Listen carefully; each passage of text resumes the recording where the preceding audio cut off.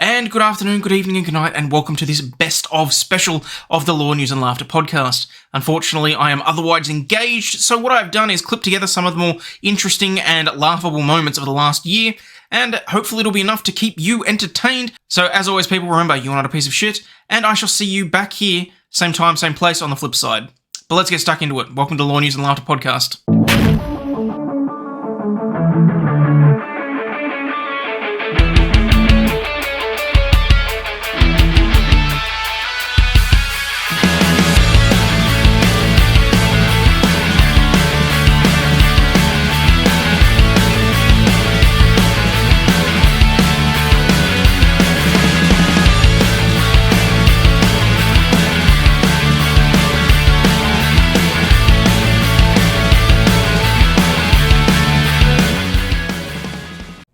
And g'day people. Today we're going to be talking about a little bit of naughty nursing and medical malpractice. Whether willing to admit it or not, most men will have at one point or another indulged in the caregiver fantasy, being laid up in hospital for some reason or another and being taken care of by an attractive doctor or nurse that ultimately ends with a medically prescribed romp in the sheets. I wonder what's going on in that shiny head of his. I've been really trying. Or, your mind jags to the left, and you wind up picturing one of the nurses from Silent Hill cutting off your junk.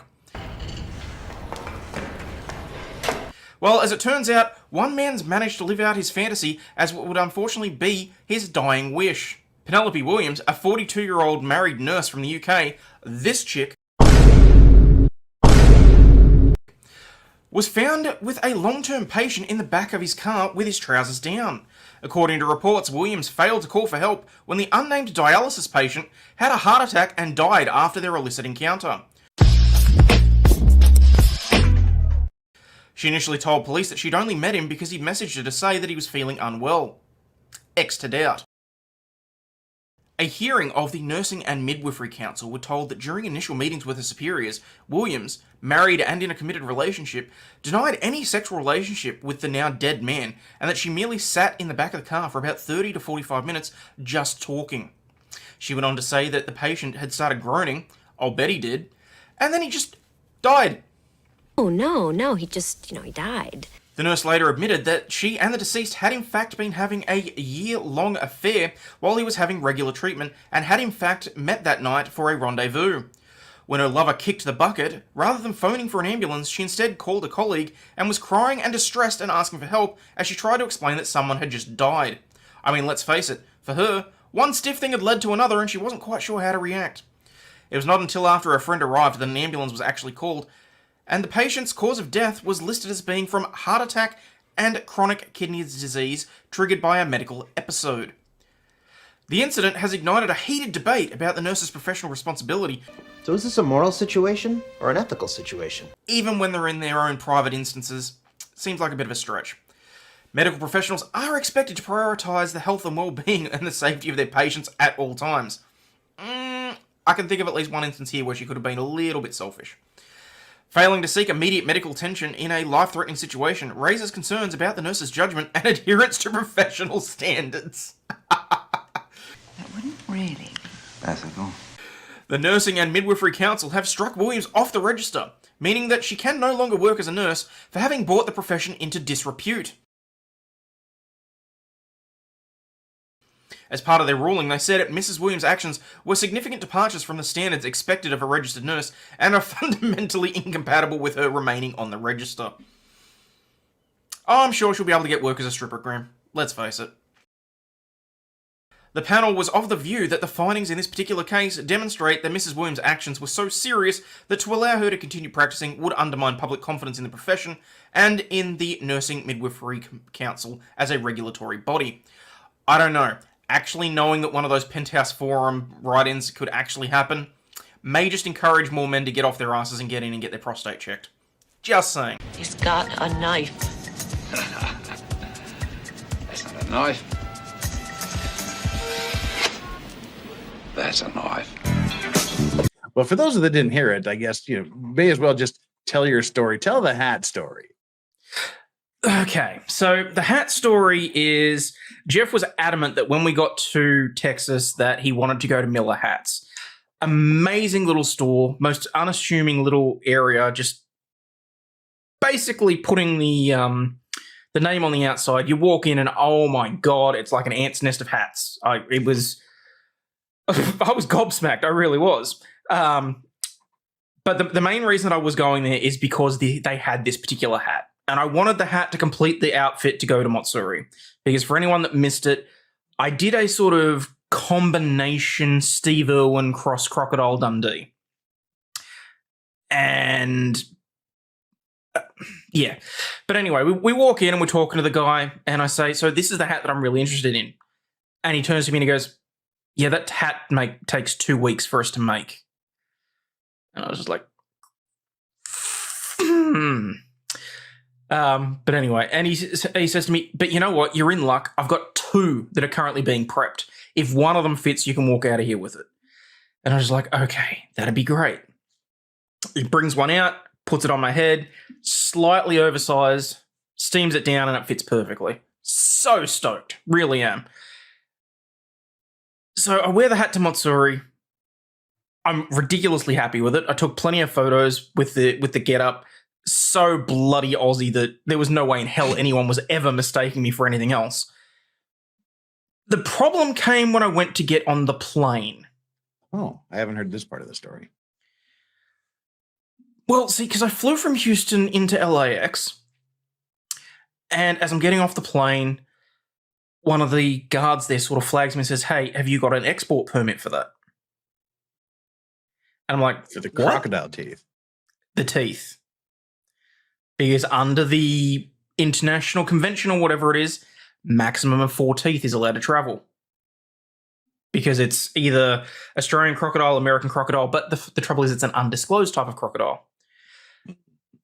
Thank God I called the Australian Department of Fisheries and whatever else, and they basically said, look, obviously your flight's in 2 hours, you're not going to get an import and export permit within the 2 hours before you get onto the plane. Declare it when you get into Melbourne and see how things go. So I'm sitting there going, oh shit, massively expensive hat. I'm wearing it into Melbourne, and the last that I may see of it is at the gate. So anyway, I could not have been more Aussie about it because I may have put on the charm.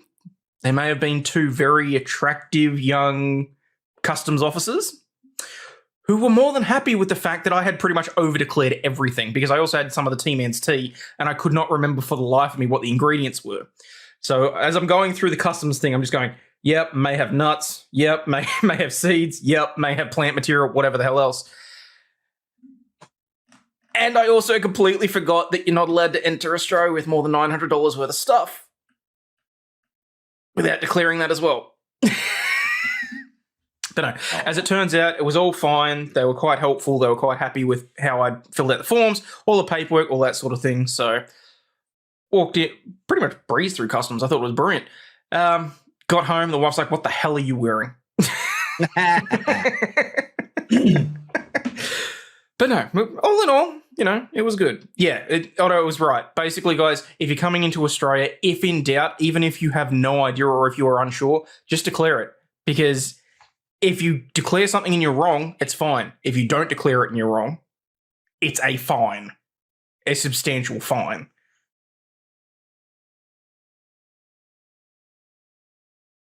So we're all playing bocce and shuffleboard. I worked at a retirement home, and this old guy was like, he was saying to this there's like a new woman who is coming in, and there, you know, she's like 60 and this guy's 85, and he's like, you know, bocce means kiss. And I'm like, oh God, oh, this is why syphilis is spreading faster than ever in retirement communities. I'm like, dear sweet Jesus. What kind of an 82-year-old gets an STD? Is this what Joe is into? Is this what he's spreading in his community? Syphilis spreading in the retirement homes. Actually happens more than you think.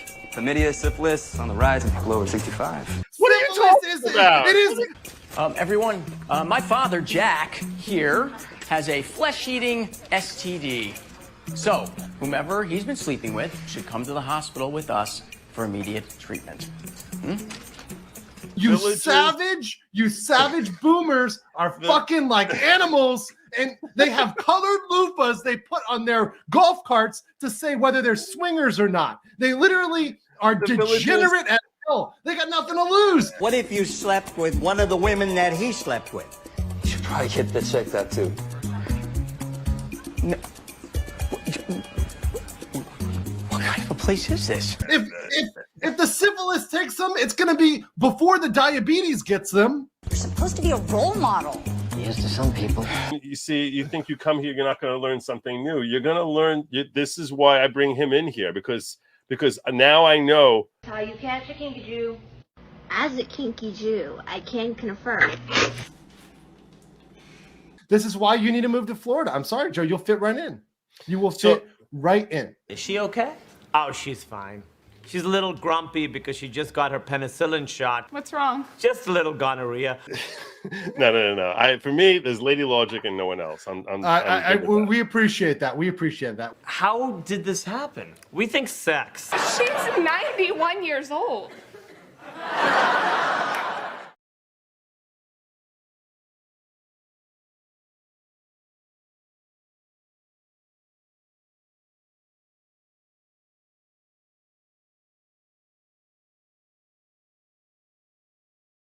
A cyclist who kneed a 5-year-old girl to the floor on Christmas Day for blocking his path has successfully sued her father for sharing the viral footage. A Belgian cyclist who went viral after he was filmed kneeing a little girl and knocking her to the ground as he rode past her has won his court case against her father for posting the footage online. A court will determine in April next year how much compensation he's entitled to after he successfully argued that he was defamed. Kidding me. Look, I get that the rules over there are a little bit different in terms of defamation. Generally,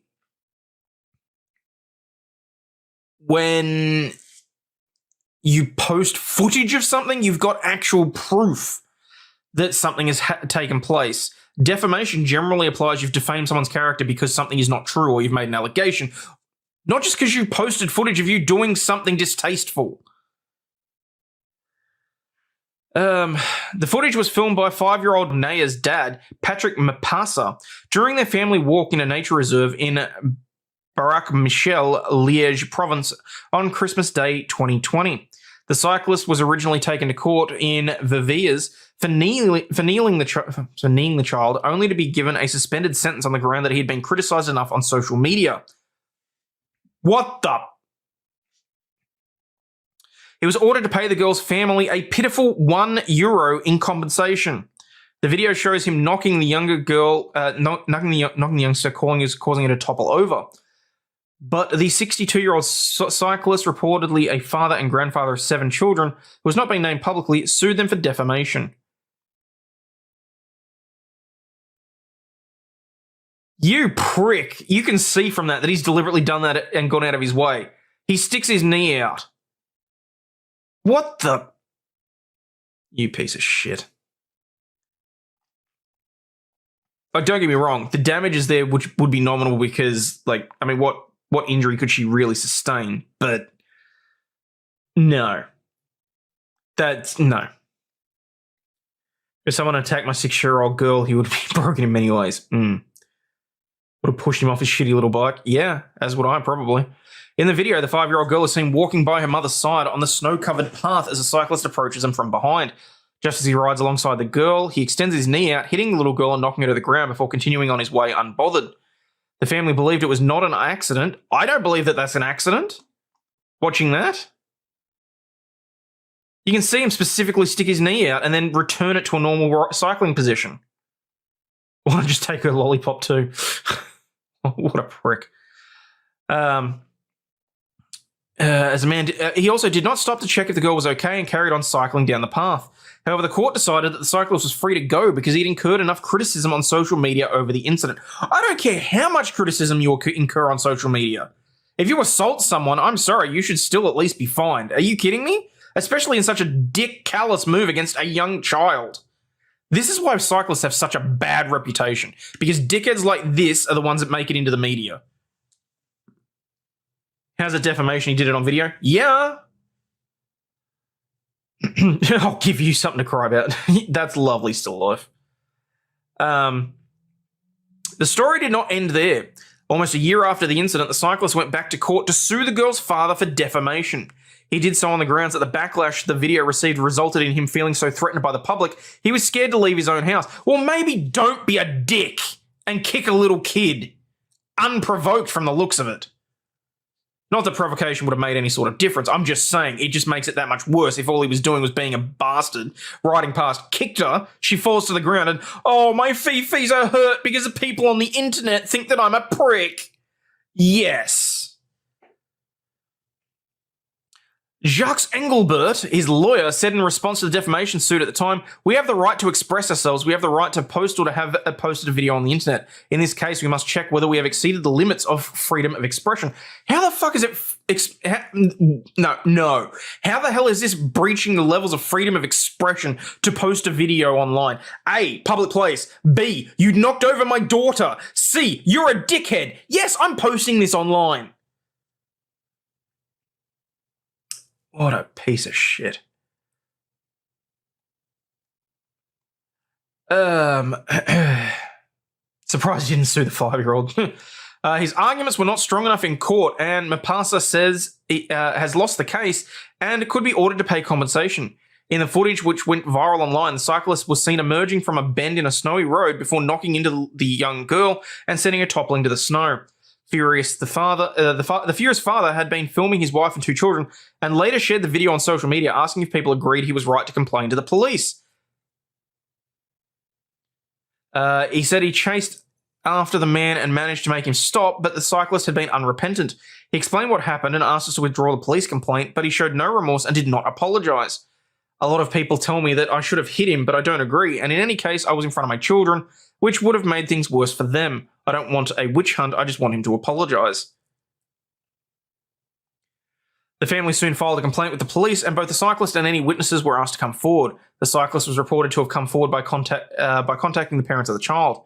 During a court hearing on February 3, 2021, the cyclist claimed that the incident had happened because he had tried to keep his balance.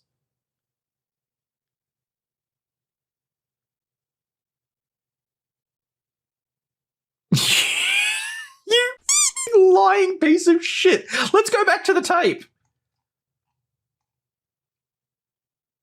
What a...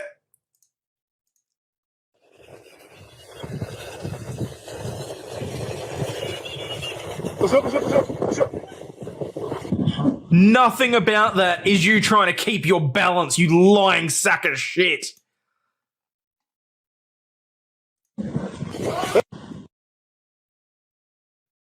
Admittedly, the kid's blocking the path, but it doesn't sound like he made any sort of, like, noises or anything to say, oh, by the way, coming through, all that sort of shit. There's a bell on a bike for a reason, or you say, passing on the left, passing on the right, whatever else you need to get some sort of attention. You can hear the father telling the daughter to get out of the way. She had no clue that anyone was coming up behind him. And then you see this shit. He very clearly sticks his knee out, and there's nothing there about trying to keep your balance. Are you kidding me? Hang on, let's make this big again.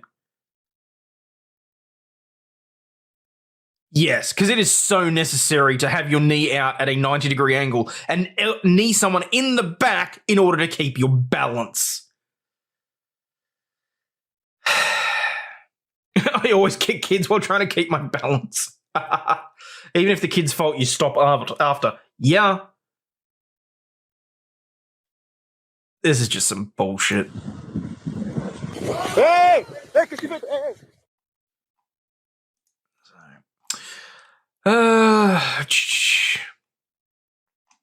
Where do we go?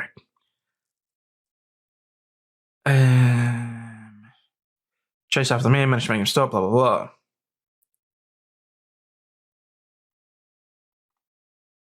He said, when I was riding close to the girl, I felt my rear wheel sliding. To avoid a fall, I balanced myself with a movement of my knee. Bullshit. I felt that I might have hit the girl, but did not immediately realise she'd been knocked over. Oh, you mean when people started calling out to you to say that you'd hit somebody? Yeah. But the prosecution argued his statement seemed very unlikely. He was simply annoyed by the people on the path whom he had to swerve around all the time, and he gave the child a knee punch out of sheer annoyance because an obstacle was in his way for the umpteenth time. The local cyclist association described the man's behaviour as unacceptable. That's nice and strong language there from the local bicycle association. But the judge opted for lenient treatment, arguing the man had no intention of harming the girl. The incident was minor, and he'd already been criticised on social media. Whilst I agree that the incident may have been minor, the girl probably didn't actually receive any sort of injury. It could have been significantly worse, but that's really not really the point. You try and tell me that that was not intentional? And I'm going to call you a liar every single damn day and kick your ass 8 ways from Sunday. That's some bullshit. The judge went on to say that cyclist had already spent time in custody when he was arrested and ruled that the unnamed man must pay the girl's family a symbolic €1 or 86 pence in the UK. So roughly, hang on, what is a euro these days? Euro to USD. $7. He had to pay $7 in compensation. While the cyclist had faced up to a year in prison, the court decided to hand him a suspended sentence, meaning he will not face any penalties for his action so long as he does not reoffend. Personally, I would have liked to have seen like 14 days. Screw the year. Funny, people get all rattled over something they know nothing about. Okay. What a world we live in. What kind of people does this to a child and then sues for defamation? Yeah. No shit. So let's have a look at this, okay? Arkansas deputy shoots at a Pomeranian, but somehow hits a woman standing on the porch instead. How? Now, when I've spoken to various people, they've said that, you know, cops don't get mandatory range time or anything like that, and if they want to do it, it's got to be on their own time, that sort of thing. This piece of shit, however, is so afraid of a Pomeranian, a 9-pound puffball, that he pulls his service weapon, aims at the dog, misses, hits the dog's owner, and then tries to blame the dog for the injury. I've been shot. You ain't been shot. That's a dog bite. You shot me, you bastard. Like, where was Alec Baldwin? It was coming right for him. Oh, yeah. Let's have a look at this. A woman standing on her front porch. 7 on your side's Maureen Glisovic joins us now with the body cam footage KATV has obtained and the lawsuit filed against the deputy and the department. And be warned, you may find parts of this report disturbing. Maureen. Well, there you go. You got your trigger warning. I didn't even have to say anything. Parts of this may be disturbing. Tina Height still has the bullet lodged in her shin. She's now not only... Wait. What? He was trying to say she hadn't been shot and she still got she still had the bullet lodged? The dog had a knife. It was from the hood. dealing with anxiety, but also continuous doctor's appointments. She initially called 911 for help, but instead was shot on her own front porch. Take a look. Get back. Get your dog. I'll kill him. Get your dog. Get your dog. I'm going to kill him. You better get that. Get your mother. The Pomeranian barked white power. The cop had no choice. Oh, Jesus. Columbia County Deputy Brian Williams fires. Actually, I'll tell you what, you're right. I can't see the Pomeranian. That quickly escalates. You better get back. I'll kill it. Oh, there's the Pomeranian. There it is. It's running down the stairs there. So, she may not have had full control over the other 2 dogs, and she definitely didn't have control over the Pomeranian. It looks like it's actually charging at the officer right now. But still, just punt the thing. This guy has escalated this way too much already. As soon as the dog started barking, he's already got his service weapon out, threatening to shoot the things, and they're a good, 30 feet away, based on the video? You have to slow it frame by frame to see it. Yeah, hang on. I'll see if I can...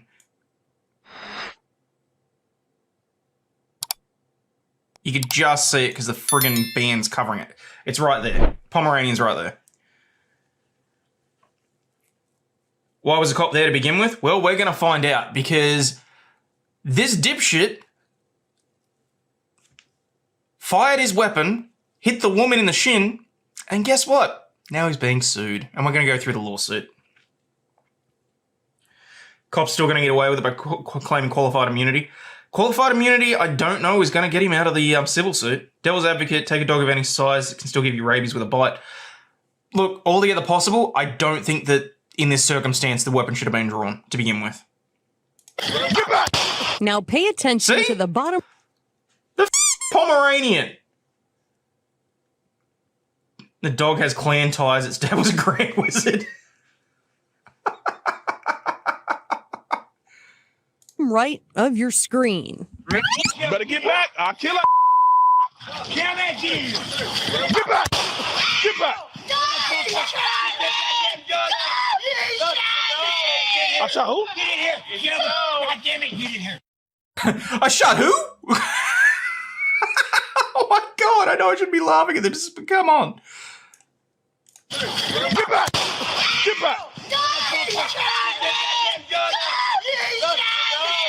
I shot who? You shot me! I shot who? Fucking hell. Get in here. God damn it, get in here. I didn't shoot her. I didn't shoot her. Well, there's a bullet in her leg. How the did that happen? Williams appears to aim at a Pomeranian, but instead hits. Okay, here's what I'm thinking happened. Simply because, look, you can see the angle of the gun when he's shooting because the Pomeranian's quite a bit in front. I'm assuming it's ricocheted off one of these stones in the path and it's hit up. Ed hits Tina Height, who is standing right next to another deputy. Very scary. I've never been shot before, so. That's the other thing. There was another officer standing right next to the woman that got shot. He could have easily hit another officer. Like, this guy is just... No, it was the other guy who shot her, you know, even though there was only one shot and one person with a gun. Yeah, he hit the gravel and it bounced off. It sounds like it. Looking to the thug talk, he aim assist pulled the gun from the dog to the white person. I didn't know where I was. I mean, I knew I was hit. I didn't know how bad. I didn't know, you know, I didn't understand. Nearly 1 year later, the bullet is still lodged in her shin. Her attorney, Trey Kitchens, tells 7 on Your Side the deputy's actions were beyond negligent. He missed, he didn't hit the dog, and instead shot my client.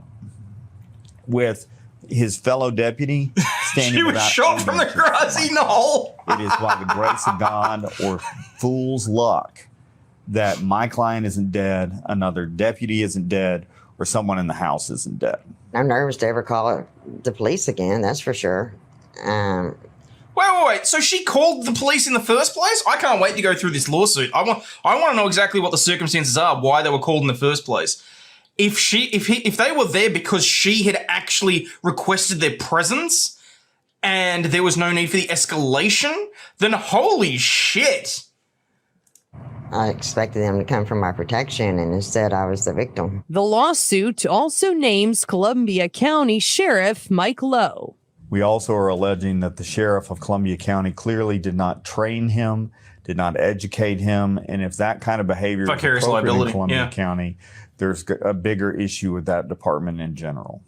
Kitchens adds he hopes to take this deputy off the streets. He's still on the Anybody who's force? seen that video knows that gentleman doesn't need to be a dog catcher, much less be carrying a firearm and squeezing off rounds.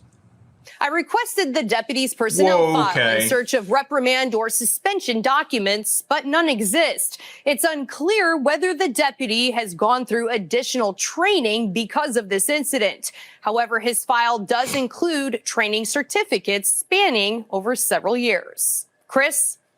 Maureen, thank you. We have requested a statement from the attorney representing the deputy, the sheriff, and the department in this lawsuit, but we have not heard back. KETV has confirmed with the Columbia County Sheriff's Department that Deputy Williams has been neither suspended nor reprimanded. What the? Not even a reprimand? On a cake shaped like a bunny. Rage, does this bakery by any chance also bake erotic cakes? Say for bachelorette parties? Boss, what are you talking about? Oh my god! They put my baby's face on a... An Oregon property maintenance company is being accused of harassment by a former employee who says HR manager sent him a penis-shaped cake and told him to eat a dick. Stephen Urenda, who was the janitorial operations manager at Dasher Lights LLC, he's seeking over $500,000 in damages after he was forced to resign over the increasingly hostile work environment, according to the lawsuit filed in Multnomah County Court. Urenda said in the suit filed on August 25 that trouble began when he received a pink box in May 22 containing a large black chocolate penis and a scrotum alongside the bold letters reading, "Eat a dick." These nuts! Urenda, who is Hispanic, was disgusted by the obvious racial implications of mailing a large black chocolate penis to his household. Dude, okay, as bad as it sounds, now that I know you're Hispanic, I'm starting to think you're the one that's racist. It could have just been that it was a chocolate cake dick. There may be no racism to that whatsoever. Unless, of course, the other employees are black, and then maybe, but this... Urenda's dad should have put it in her mum's ender. Yeah, BBC. Oh, Urenda, who's Hispanic, was disgusted by the obvious racial implications. When he shared it with his partner and his child, who is biracial and identifies as black. Eat a dick.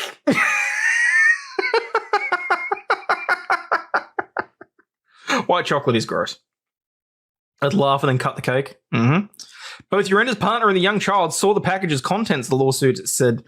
The uncouth delivery was allegedly sent by Human Resources employee Jessica Carlin, whose name and information were accidentally left on the offensive package. The suit claims that Carlin had recently admitted to calling him a huge dick and had apparently made other similar derogatory statements about him to management. Good dear God, do not at any point in your employment, do not say that someone else in your office is a dick. Cake is cake, who cares? Put some candles on it. No one will notice. Well, I mean, it reminds me of the episode of Friends with Emma's birthday cake. They pick up a cake and it's a giant penis, and instead Ross uses like a piece of cardboard to turn it into a bunny. And she's like, well, I just split this thing and made it ears, and then these were the rosy cheeks. By the end of the month, however, Urenda's received the package that made him feel like a resident piece of shit now at the company, the complaint added. Jessica Carlin fessed up to sending the package. Well, if your details are on it, you're pretty well screwed anyway. Telling Urenda she ordered it for him because she was very sensitive when it came to her husband. And that had... You make my heart blossom. Urenda said he confronted Dasher owner Matthew Castline about how the package made him feel, but he said he got the impression from him he wanted to end the conversation and sweep the issue under the rug as soon as possible. I'm shocked. Despite the reported confession, Carlin was allowed to remain working at Dasher, the suit stated. Look, was it a dick move? Yes.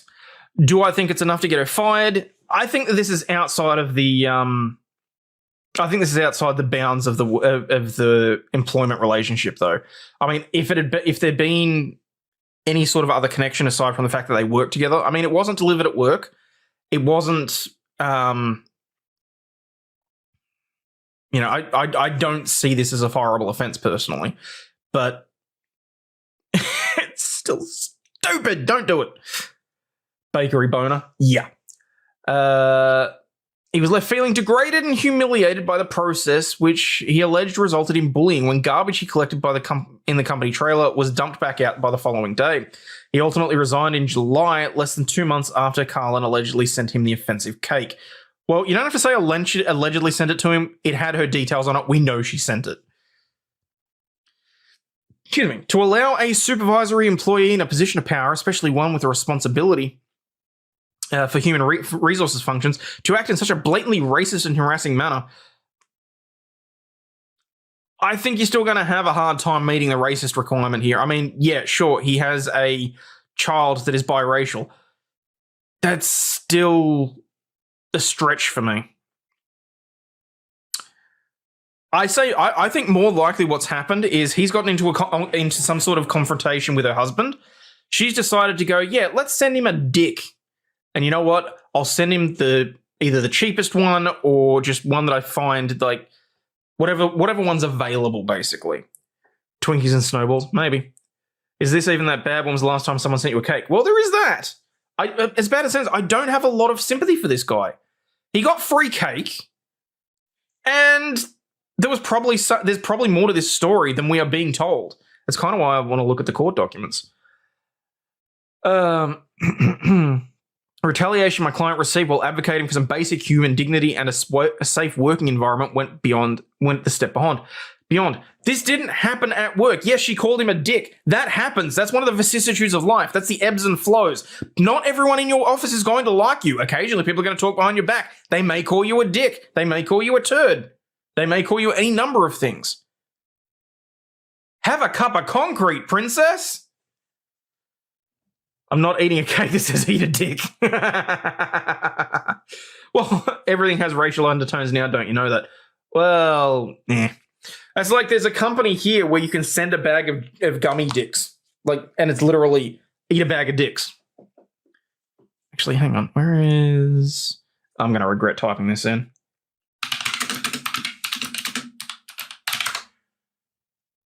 There it is. Glitter bomb your enemies. Eat a bag of dicks.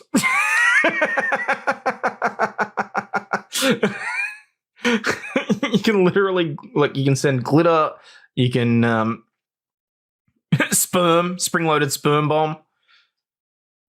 But I eat a bag of dicks is still the funniest one. Honestly, I just think this guy needs to get a sense of humor.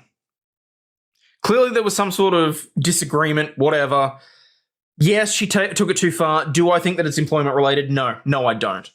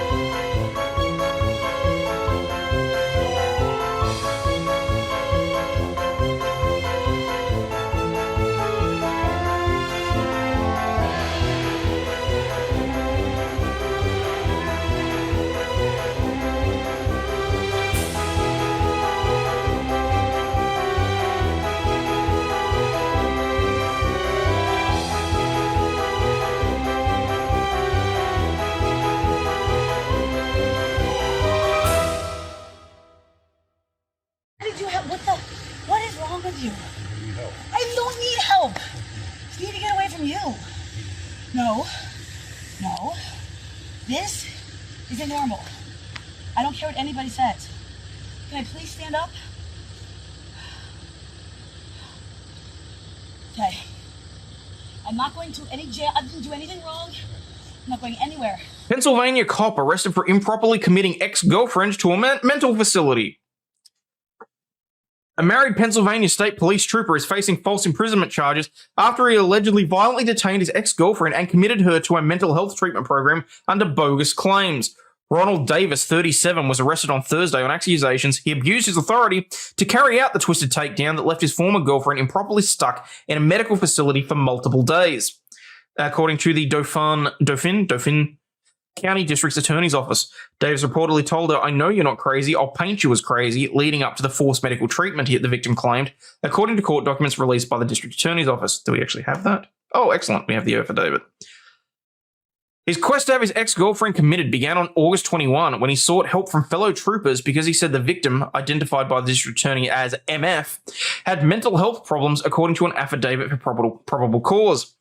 On advice from state police, Davis, off duty at the time, contacted county officials via his police email and identified himself as a trooper to obtain an order after he submitted the purported text messages from her in which she threatened suicide, according to the court documents.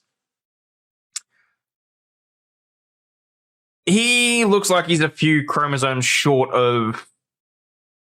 Well, to be fair, he's a cop anyway, so... Oh, they got it all on video. Yeah, okay. Once he got the order approved, the trooper went after the woman, whom he had dated for about 4 months before uniformed troopers reached her. "I'll take care of it myself," he allegedly said.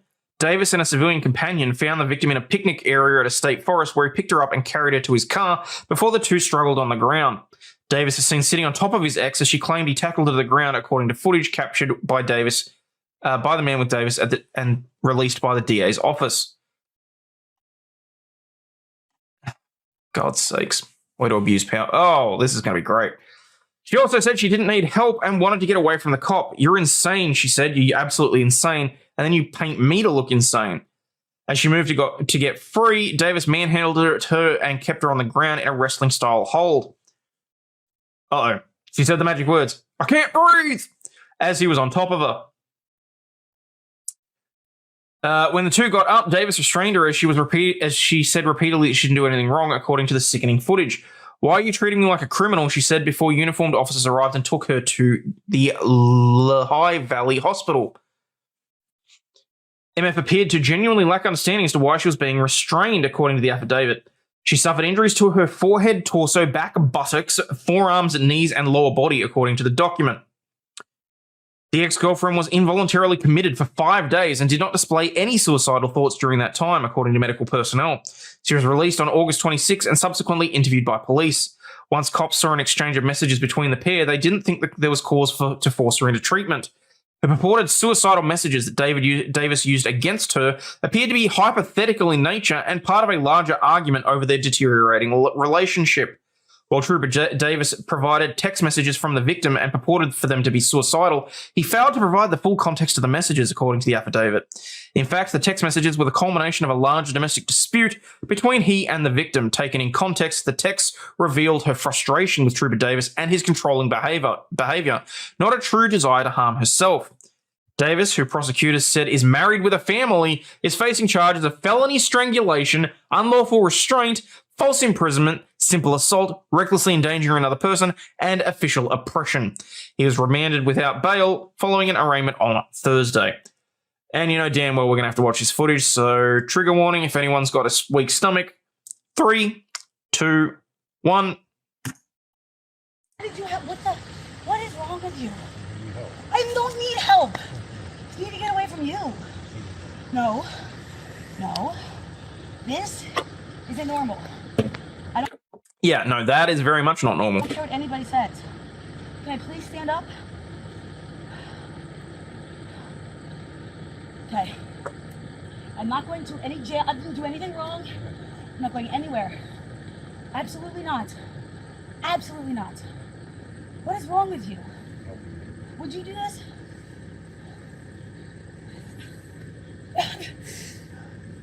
Would you? It's not another officer recording. It's some sort of civilian. Okay. Please let me go. You just called the cops. Oh, shit. It's 12 minutes long. I'm not watching the whole friggin' thing. On me. What the fuck is wrong with you? Like, I don't understand what happened to me. That's real. Are you...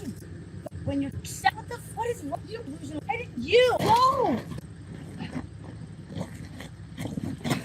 Let me go! Dude, this is not okay.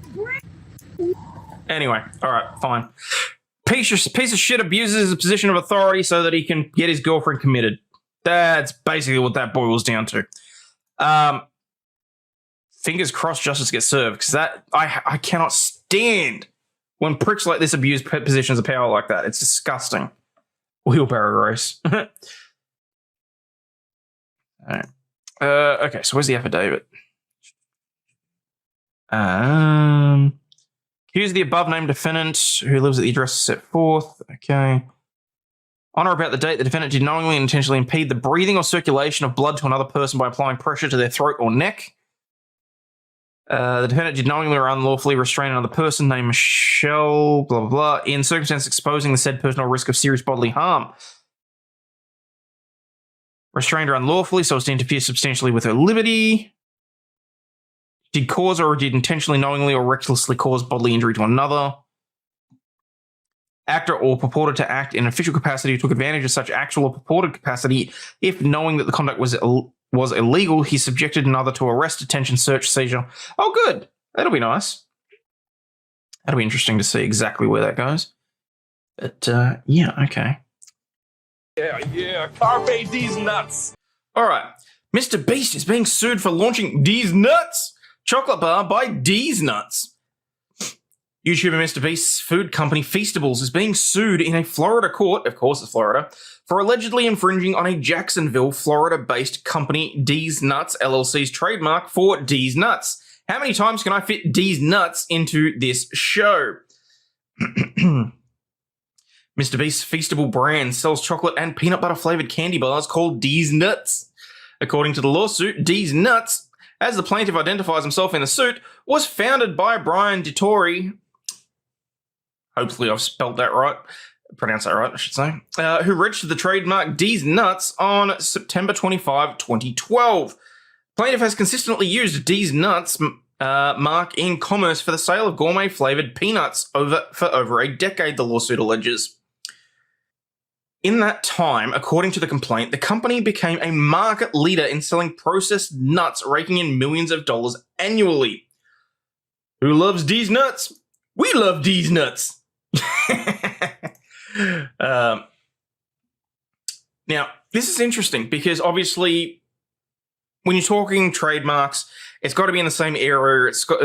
Actually, I probably should have reached out to Kurt for this one. Got to be in the same sort of sphere of influence. I can't necessarily see anyone confusing D's Nuts with D's Nuts. But I can see why they have a legitimate argument over trademark here. Are you going to confuse D's Nuts with D's Nuts? Yes, I'm going to keep doing it. I have no idea what it is with Americans and peanut butter. Although peanut butter and, as you guys would call it, jelly, oh, not bad. Okay.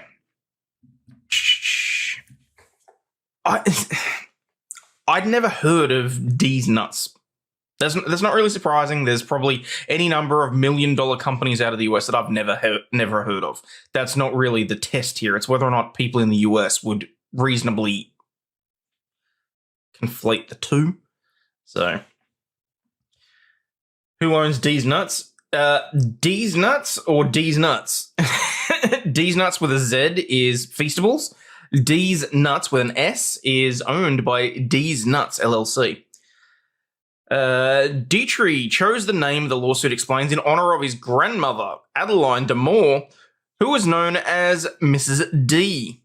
Her laughter and belief that life should not be taken too seriously inspired him to select a trademark that paid homage to her and her comedic flair, the lawsuit says. Hence, D's Nuts was created. I would be interested to see exactly how far back the meme goes, though.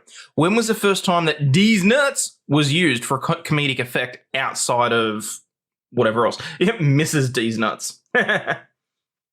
Just call them Mr. Beast bars, don't even know what the flavors are. Oh, there you go. The story's just plain nuts.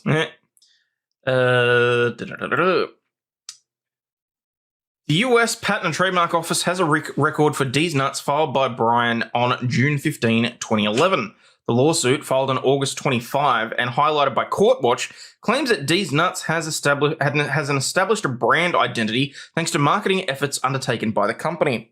In 2016, the lawsuit claims the D's Nuts logo was attached to an RV as part of a grassroots marketing campaign. The RV went on tour across the United States, including stops at the National Peanut Festival, the NASCAR Championship race, and the Cowboy Christmas Show in Las Vegas, amongst many other venues. Here's the thing, though. This is in no way law, this is my own personal opinion. If you work at something for 10 years in terms of notoriety, in terms of fame, in terms of brand awareness, and people still have no idea who the you are, I think maybe you've wasted the trademark, and I think that should be open to dispute. But that's my own personal opinion on that. In 2017, the lawsuit alleges the trademark was updated. The same year, according to the lawsuit, D's Nuts began selling at retail locations like Bed Bath & Beyond. I'm sorry, what? And ABC Fine Wine and Spirit. In 2022, the lawsuit says a deal was arranged with Walmart to sell the product at Walmart. All told, the lawsuit alleges that D's Nuts spent a total of $600,000 on direct marketing to build up the brand, and that expected sales for 2023 are between $4 million and $5 million. Mr. Beast launched the D's Nuts bar publicly in February in a viral video on X. Is this a case of the phrase D's Nuts becoming too generic, though? Is it something that... Is it like trying to trademark the word nuts? We'll see the argument. Mr. Beast launch. Yep, got it. I want to run this as a Super Bowl ad, but $7 million was a lot of money, you guys, so you get it here. I'm not going to play the video. D's Nuts sent Feastables a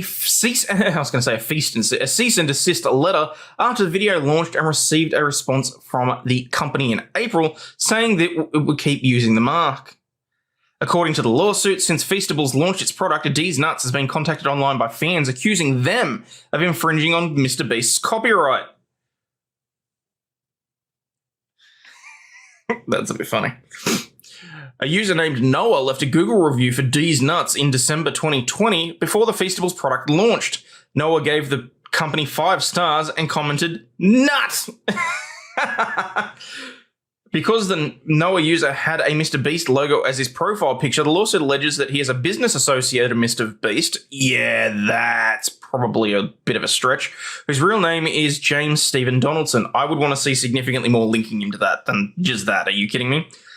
D's Nuts also says that Walmart started carrying their products in June 2023, but that a search for D's Nuts in Walmart's online search tool only returns hits for Feastables D's Nuts bars. It alleges that the infringement caused its brand irreparable injury by creating sustained customer confusion between the two. Yeah, that's looking a little bit more likely, honestly, based on that.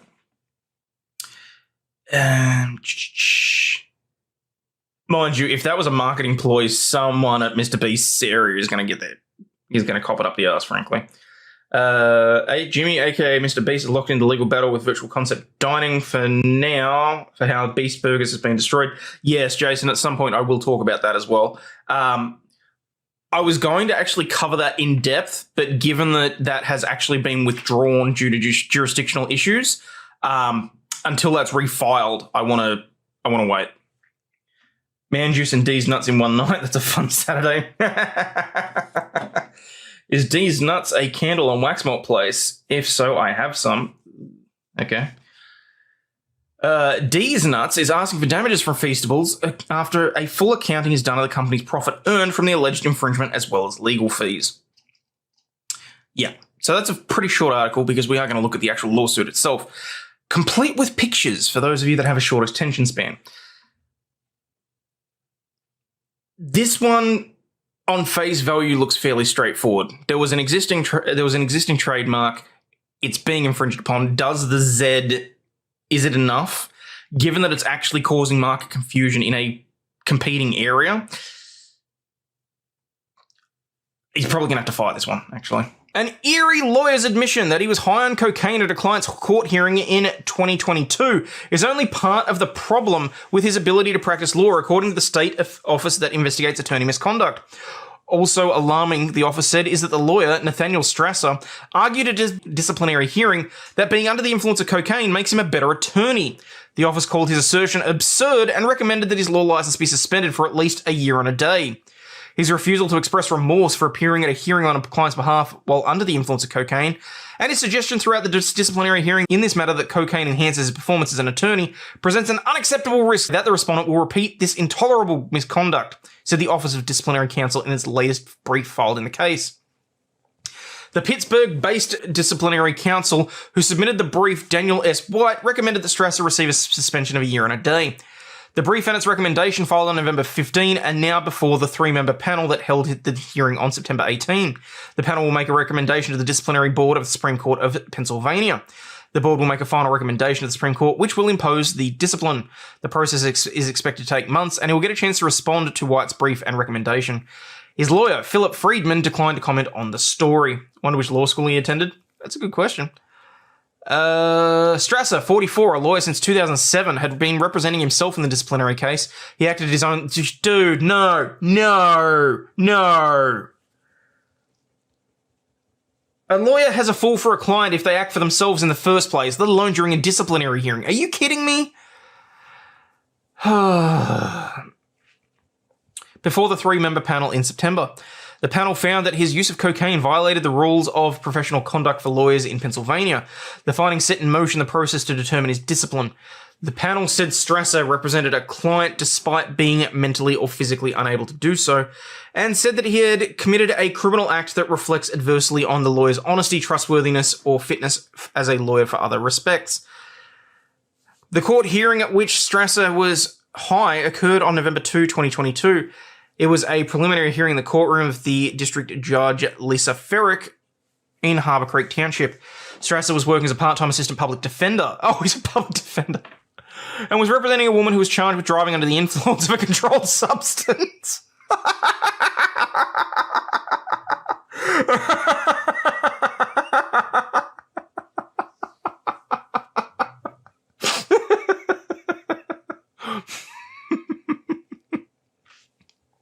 A Pennsylvania State Police trooper who was at preliminary hearing noticed his dilated pupils and his very hyperactive, fidgety behaviour and reported the suspected cocaine use to the records.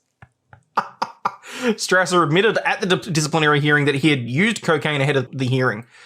The state trooper, Christopher Weber, was the witness for the disciplinary counsel at the disciplinary hearing. His use of cocaine immediately cost him his $37,000 a year job as a part-time assistant public offender.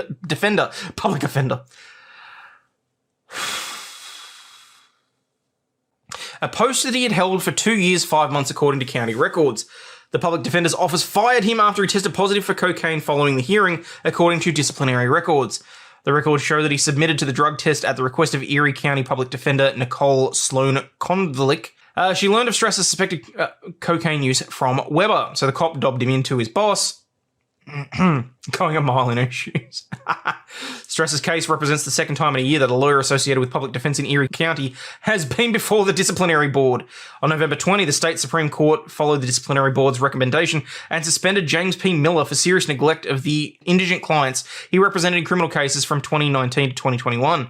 Miller represented the defendants under contract from Erie County to handle cases in which the public defender's office had a conflict of interest. In Strasser's case, he was charged with a crime for cocaine use, but he acknowledged that at his disciplinary hearing, the charges do not need to be filed for a crime to occur. The admission was related to the panel's finding that he had committed a criminal act that reflects adversely on the lawyer's reputation.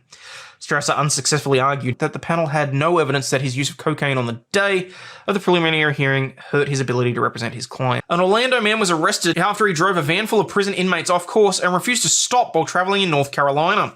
On Tuesday around 9 a.m., deputies received a call to be on the lookout for an inmate transport van traveling on the I-40 in Statesville, North Carolina. The caller was the owner of the inmate transport company and reported that the driver was off course and refusing to return the van.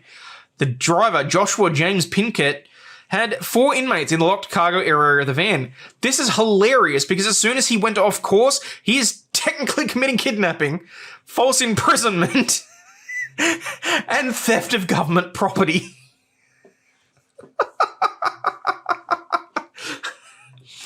She got attorneys to take it pro bono. Can you kidnap inmates? Yes, that is technically what has happened.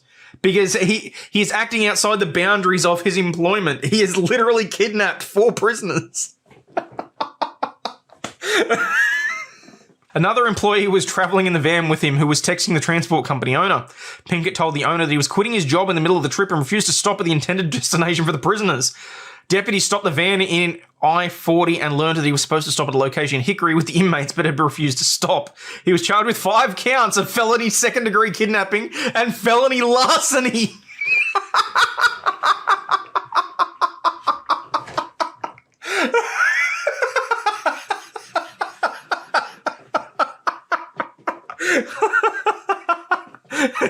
State's line, it's a man.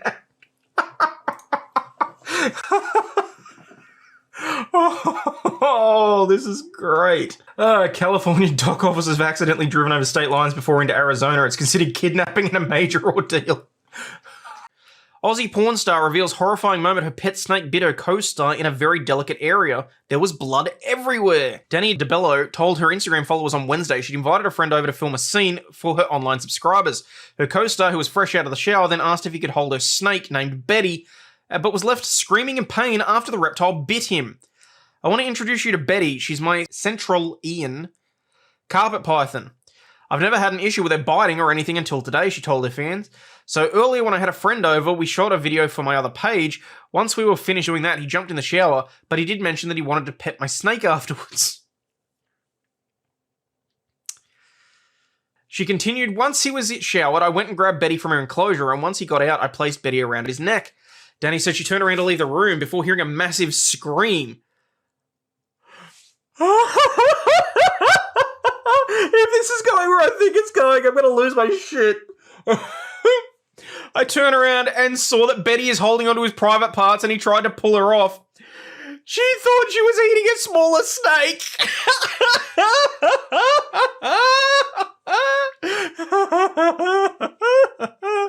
After a few minutes, we got her off and I put her back in her enclosure. There was blood everywhere, so we cleaned up that. I did check to make sure that there was no little teeth left in it. Her followers were left shocked by the confession, with one writing, ouch, I hope he's alright, and I hope Betty is too. Stuff of nightmares. The carpet python is a non-venomous snake commonly found in Australia. It reaches lengths of 3 meters, and its pattern consists of brown to reddish colours. Damn. Never heard of her when I work in a XXX store. That's funny. That's funny. Snakes on a penis.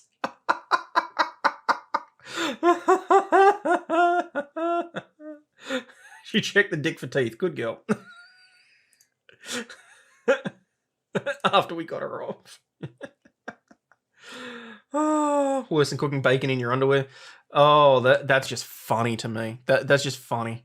Recognizing fake news is now a required subject in Californian schools. This is what I was talking about when I said that Gavin Newsom apparently wants to stop people from becoming Republicans. Or at least that's the way that the headline was pitching it.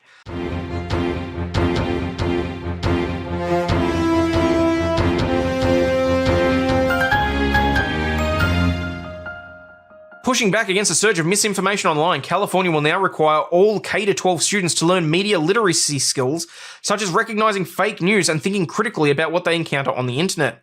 Governor Gavin Newsom last month signed Assembly Bill 873, which requires the state to add media literacy to the curriculum frameworks for English language arts, science, math, and history social studies, rolling out gradually beginning next year. Instead of a standalone class, the topic will be woven into existing classes and lessons throughout the school year. I've seen the impact that misinformation has had on the real world, how it impacts the way people vote, and whether they accept the outcomes of elections. Try to overthrow our democracy, said the bill's sponsor, Assemblyman Mark Berman, a Democrat from Menlo Park. This is about making sure young people have the skills they need to navigate the landscape. Teaching how to identify fake news, like they'd really dare to teach kids critical thinking? Yeah. I did see that too, Stingy. It's amazing that local government can clean up a city when all of a sudden it's to make themselves look good, and how quickly they can do it. Live by the beach, we have so many homeless. Newsom and Trudeau BFFs? They probably would be. The new law comes amid rising public distrust in the media, especially amongst young people. So basically what they're saying is that they're no longer listening to the media and they're trusting their own eyes. And quick, we need to remedy that. We need to teach them in school and hammer it into them that they need to trust everything that the media says, provided it's not fake news. You know what? Just for the hell of it. I don't like them putting chemicals in the water that turn the friggin' frogs gay. Teach them to think on their own. That's what they should do. Yeah. Speaking of Gavin, here's a short of him saying the only reason he cleaned up California is for world leaders coming to California. I'm not shocked by that in the slightest. If you've got to be homeless, the beach is a great spot. It can be. If you live by the beach and there's homeless, you should blame your rich neighbors, not the homeless. Yeah. A 2022 Pew Research Center survey found the adults under the age of 30 are nearly as likely to believe information on social media as they are from national news outlets. So? Overall, only 7% of adults had a great deal of trust in the media, according to Gallup poll conducted last year. Media literacy can change that, advocates believe, by teaching students how to recognize reliable news sources and the crucial role that media plays in democracy. I'm sorry, I couldn't even get through that without laughing. Jesus Christ. The increase in Holocaust denial, climate change denial, conspiracy theories getting a foothold, and now AI, all this shows how important media literacy is to our democracy right now, said Jennifer Ormsby, Library Services Manager at the Los Angeles County Office of Education. The 2016 election was a real eye-opener for everyone on the potential harms and dangers of fake news. Media literacy is a basic part of being literate. If you're just teaching kids how to read and not how to think critically about what they're reading, we're doing them a disservice. I agree with that, but I wholeheartedly do not believe that they're going to be teaching these kids critical thinking. They're going to be teaching them how to listen to everything that is shoved down their throats by the mainstream media. But which side of the mainstream media? Like, is it going to be Kelly or is it going to be Rachel Maddox? Maddox? It doesn't matter. How about the denial of the true meaning of the word democracy and how idiots using it to describe the US think they're right? Well, there is that too. Assembly Bill 873 passed nearly unanimously in the legislature, underscoring the non-partisan nature of the topic. Nationwide, Texas, New Jersey, and Delaware have also passed strong media literacy laws, and now more than a dozen states are moving in that direction, according to Media Literacy Now, a non-profit research organization that advocates for media literacy in K-12 schools. Still, California's laws fall short of the Media Literacy Now's recommendations. California's approach does not include funding to train teachers, an advisory committee, input from librarians, surveys, or a way to monitor the law's effectiveness. How about you have independent review to make sure that it's not just teachers pushing their political beliefs onto students? Because I'm pretty sure that someone with pink hair, a nose ring, and a certain flag on the wall might be pushing certain political agendas into kids. And yes, I said into kids. Keeping the bill simple, though, was a way to ensure its passage, Berman said. Those features can be implemented later, and felt it was urgent to pass the law so quickly that students can start receiving media literacy education as soon as possible. The law goes into effect on January 1, 2024, as the state begins updating its curriculum frameworks, although teachers are encouraged to begin media literacy training now. Mad cow. That's funny. Berman's law builds on a previous effort in California to bring media literacy to K-12 classrooms. In 2018, a Senate Bill 830 required the California Department of Education to provide media literacy resources, lesson plans, project ideas, and background to the state's K-12 teachers, but didn't make the media literacy mandatory. The new law also overlaps somewhat with California's effort to bring computer science education to all students. I'm sorry, how is computer science not a major thing? What? That should be in there more than media literacy. Quick, pass the law before anyone can realize it's the Ministry of Truth. Basically. I'm going to become a teacher, not a joke. I'm 41. Best of luck with that, Bifrons, and may you continue to stay based. State hopes to expand the computer science, which is to include aspects of media literacy to all students, possibly even requiring it to graduate from high school. So they won't require you to pass math, but they'll require you to understand Orange Man bad. Newsom recently signed Assembly Bill 2151, which creates a commission to look at the ways to recruit more computer science teachers to California classrooms.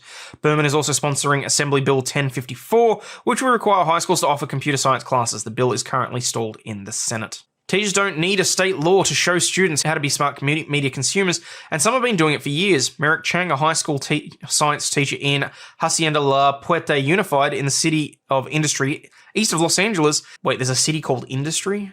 Okay. Said the pandemic was a wake-up call for him. During remote learning, he gave students 2 articles on the origins of the virus.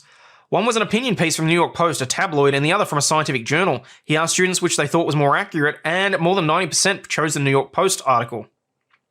It made me realize that we need to focus on the skills to understand content as much as focus on the content itself. He now incorporates media literacy into all aspects of his lessons plans. He also relies on Stanford History Education Group, which offers free media literacy resources for teachers, and took part in the KQED program for teachers. In addition to teaching students how to evaluate online information, he shows them how to create their own media. Homework assignments including making TikTok-style videos on protein synthesis for mRNA. Fuck you. Students then present their projects at home or at lunchtime events for families and the community. The biggest impact I've noticed is that students feel like their voice matters.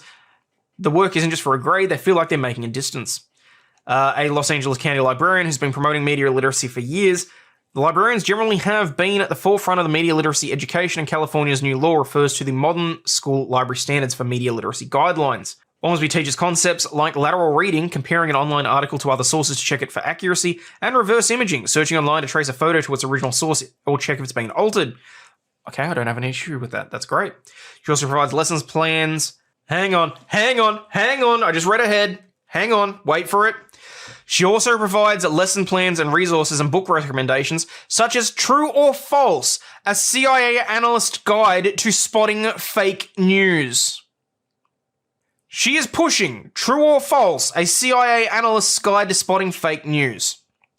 And for elementary students, Killer Underwear Invasion, How to Spot Fake News, Disinformation, and Conspiracy Theories. She's happy the law passed, but would like to see librarians included in the rollout and curriculum implemented immediately, not waiting until the frameworks are updated.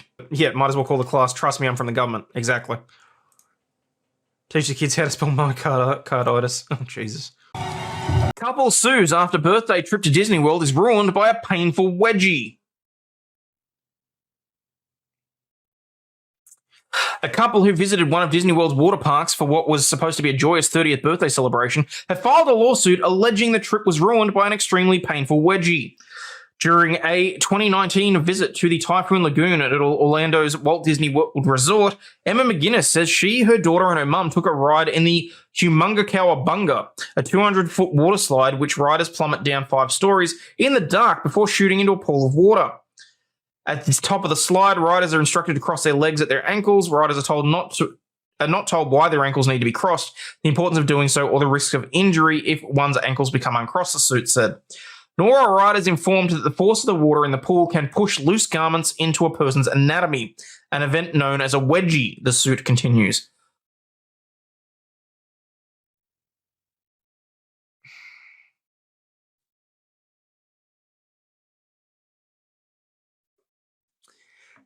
Are the court documents available in this one? I need to see if I can find this. I mean, it's Florida, so it's surely.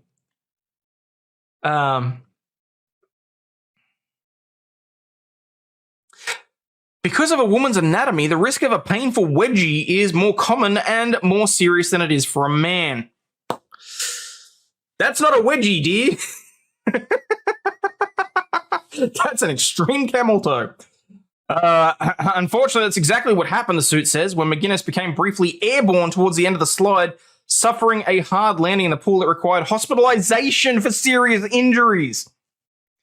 She's been left with permanent injuries, the lawsuit says, including damage to her internal organs, and has suffered scarring, mental anguish, loss of capacity of enjoyment of life, expensive hospitalization and medical care, and loss of earnings, all of which injuries are either permanent or continuing in nature.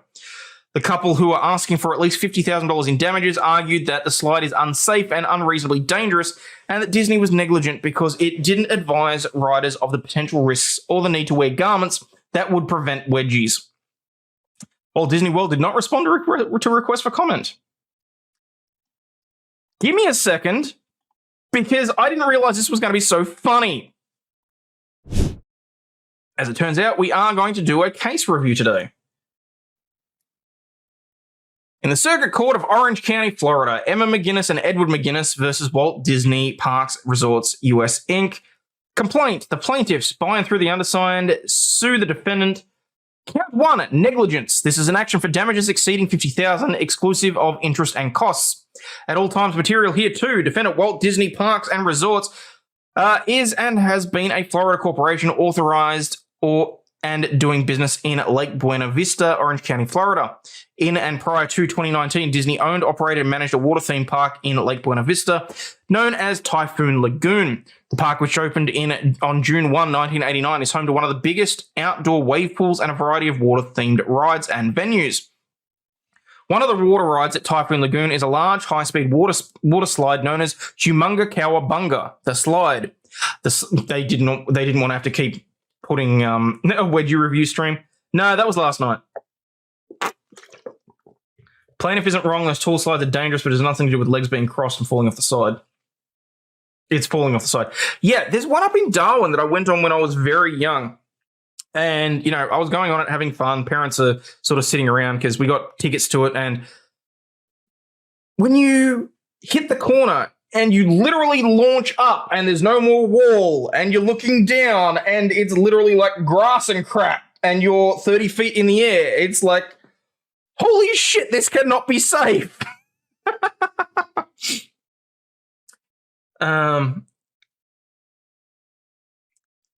Okay.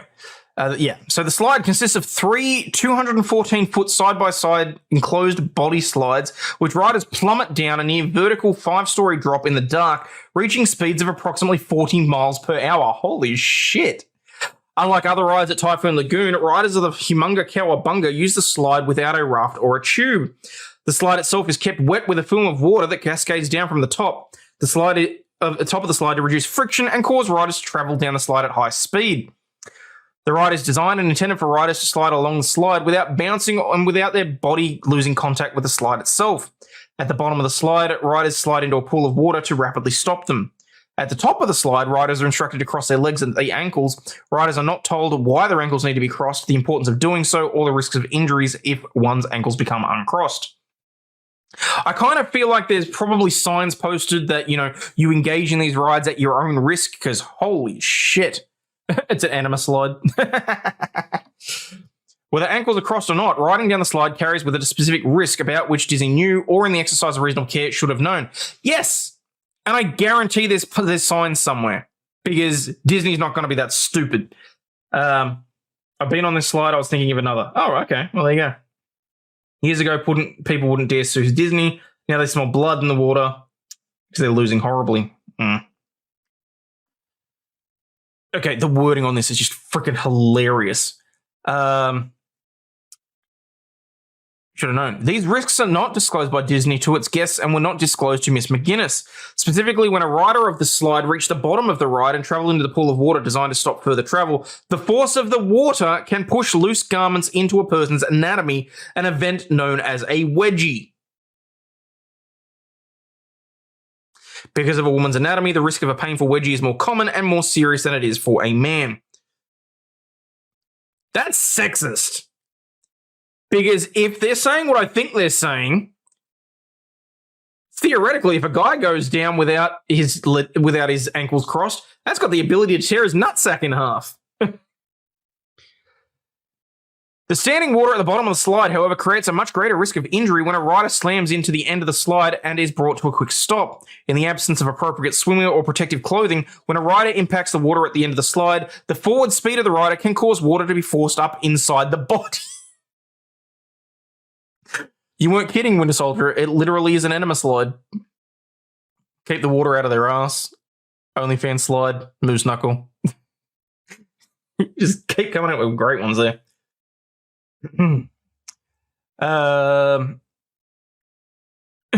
When water is forcefully pushed inside a person's body, it carries the risk of injuring internal organs and causing great pain.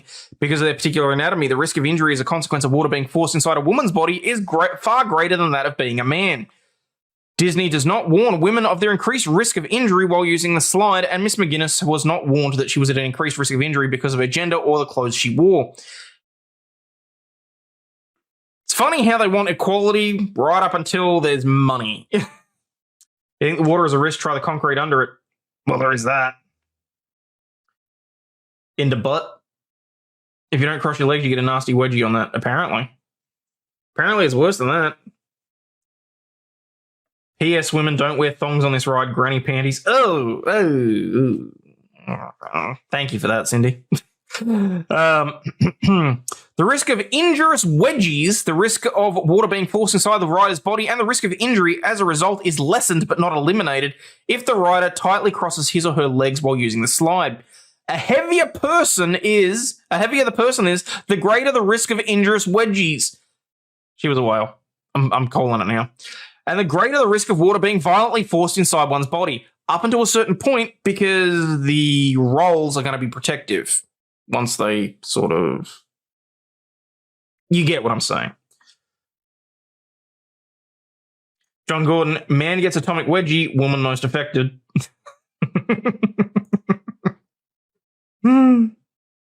Cliff jumpers and divers know about this. Disclaimer, side outside the ride must be glorious now. I know, right?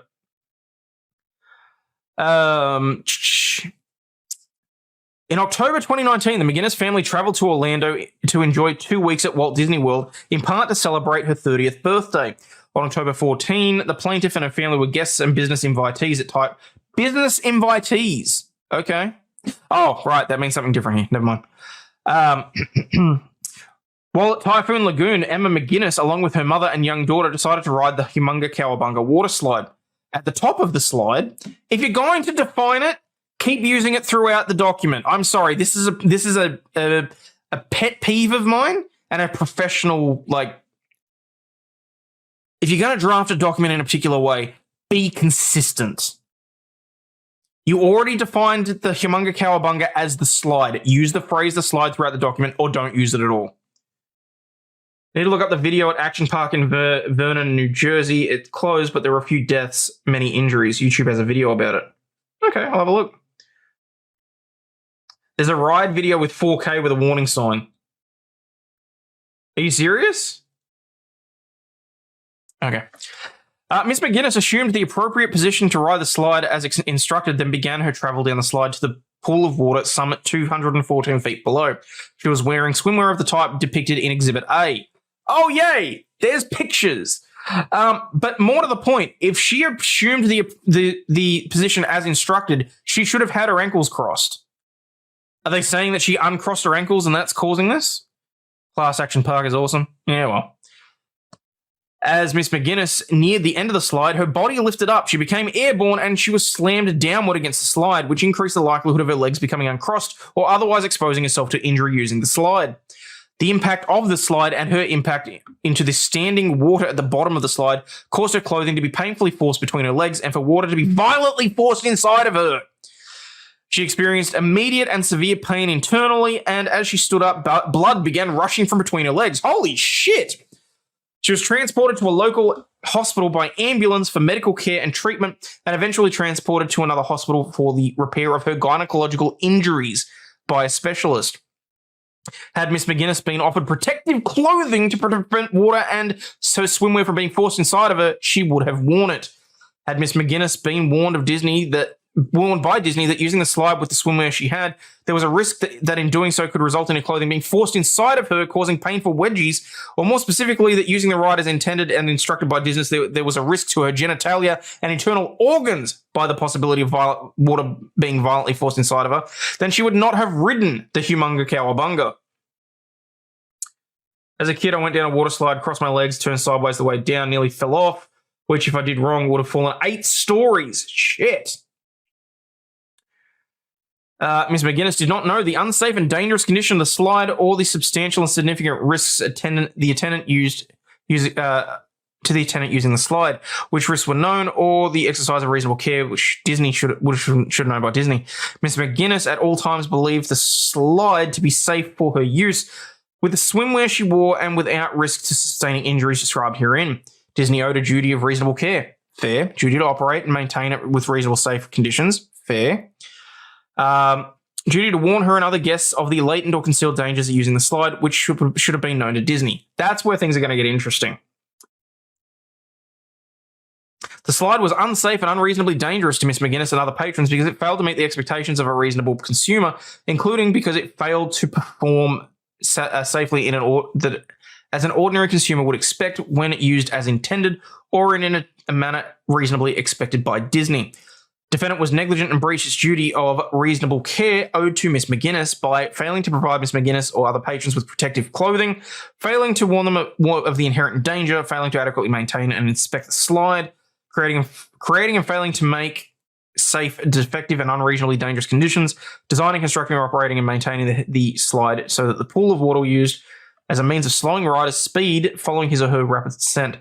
As a direct and proximate result of Disney's negligence and of Miss McGuinness's use of the slide, and as a result of water being forced between her legs and into her body, Miss McGuinness suffered severe and permanent bodily injury, including severe vaginal lacerations, a full-thickness laceration causing the plaintiff's bowel to protrude through her abdominal wall and damage her internal organs. Whoa! As a direct and proximate, that is not a word that I thought.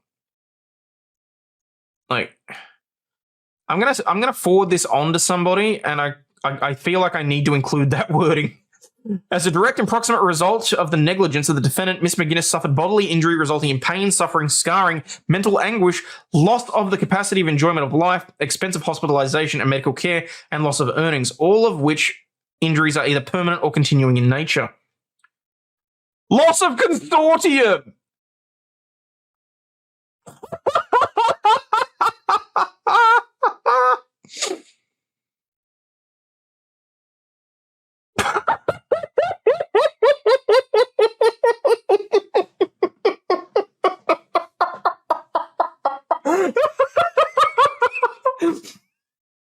My wife got a massive wedgie and now I can't get laid, so I'm suing Disney.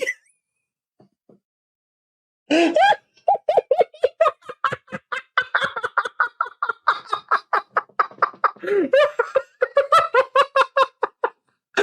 sorry, I know that I shouldn't be laughing at that, but that is fucking hilarious. At the time of Miss McGinnis's injuries described above, Edward McGinnis was and continues to be her lawful spouse. As a direct and proximate result of the negligence described above, Edward McGinnis has suffered the loss of his wife's care, comfort, consortium support and services. Wherefore the plaintiff sue the defendant for compensatory damages and taxable costs and demand a trial by jury on all tribal issues as a right by jury.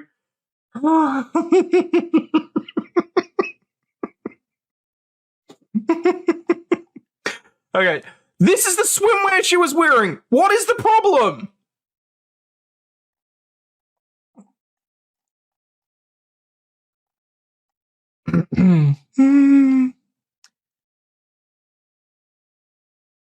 Look at it from his side. Disney ruined his sex life.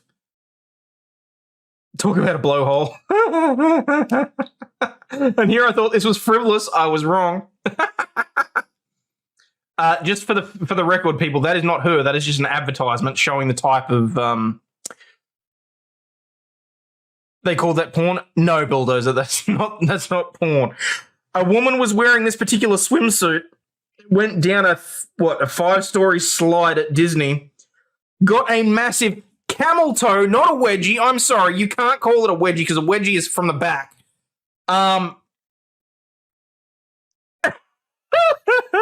laughing about the guy with demanding the consortium. No, I'm not laughing about her injuries because that sounds horrific. It really does. How's he going to get sex from hookers? Probably. It is a very normal swimsuit. That is a very normal swimsuit. Oh my god, that was funny. That was so worth it.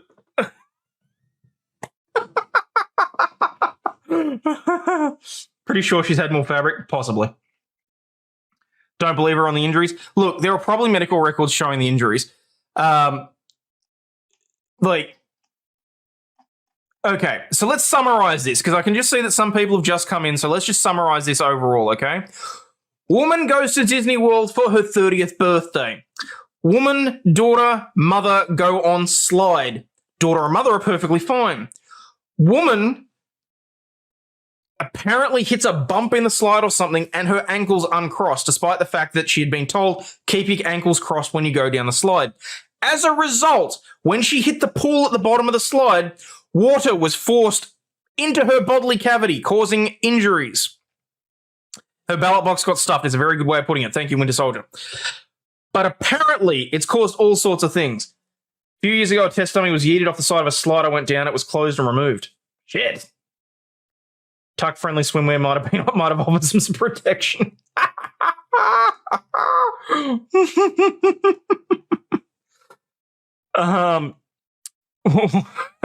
When water is forcefully pushed inside a person's body, it carries a risk of injuring it, causing injuries to internal organs and causing great pain. You got to clench when you hit the water? Yeah, apparently not so much in her instance, because she effectively got what they're calling an atomic wedgie, and her husband's suing for loss of sex.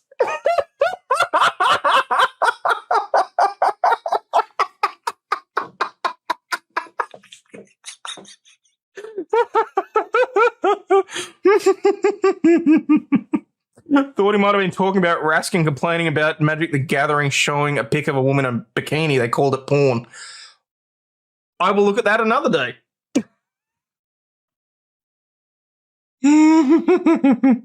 Anyway. All right, guys. I'm going to get out of here, and I'm so going to pass this on to Nick. I have to. This needs to be seen and heard by a much larger audience. Not that I don't appreciate each and every one of you watching, but this information needs to be out there because this story is like, I'm sorry for her injuries. I am. Oh, Marjorie Taylor Greene. Okay. But oh my God. This shit, I'm out. Fuck this shit, I'm out. No thanks. Don't mind me. I'ma just grab my stuff and leave. Excuse me, please. Fuck this shit, I'm out. Nope. Fuck this shit, I'm out. Alright then. I don't know what the fuck just happened, but I don't really care. I'ma get the fuck up out of here. Fuck this shit, I'm out.